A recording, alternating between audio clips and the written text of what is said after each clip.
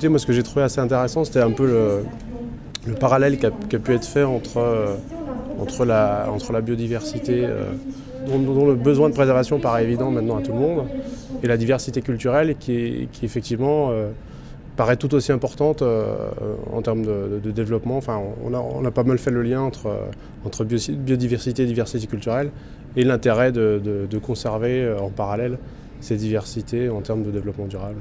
J'ai énormément apprécié l'intervention du philosophe ou de l'anthropologue parce qu'effectivement, c'était élever le niveau, mais c'était à la fois, et c'est là où je pense que cette notion de développement durable est importante, c'est puiser dans tout ce que nous avons, tout ce qui a été fait, dit au cours des siècles et exploser, continuer à donner et à donner du sens et à créer un avenir.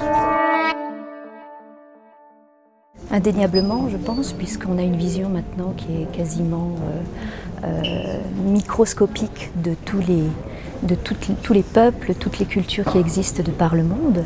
Donc on peut appréhender le monde sous ses multiples facettes culturelles, ce qui incite forcément bien sûr au voyage, à la rêverie, notamment les Occidentaux qui voyagent énormément justement pour voir ce qui se passe ailleurs que sur leur propre continent.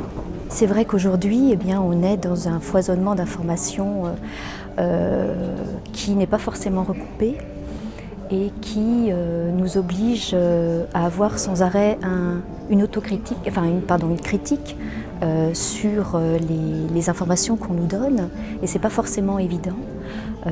Vous avez notamment les documentaires qui nous permettent donc d'aller voir au plus près des cultures, de mieux les comprendre pour peut-être ensuite mieux agir sur les impacts que nous pourrions avoir nous-mêmes sur leur propre environnement.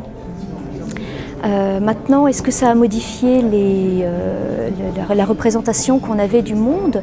Bien, je crois qu'autrefois on avait une vision d'un monde qui était assez restreint, qui était surtout lié à notre culture, donc qui représentait le monde et notamment le monde naturel avec une vision où nous devions maîtriser justement ce monde naturel et en s'ouvrant sur d'autres mondes, on a pris conscience que certains peuples avaient une vision du monde qui était totalement différente de la nôtre et notamment s'englobaient dans ce monde naturel. Donc elle a forcément modifié notre représentation du monde. Il y a eu également, je pense, un impact assez grand lorsque les premiers hommes ont quitté justement cette sphère terrestre et ont vu la Terre depuis l'espace. Et là on s'est rendu compte qu'on était vraiment dans un monde qui était fini et en même temps qui était extrêmement fragile.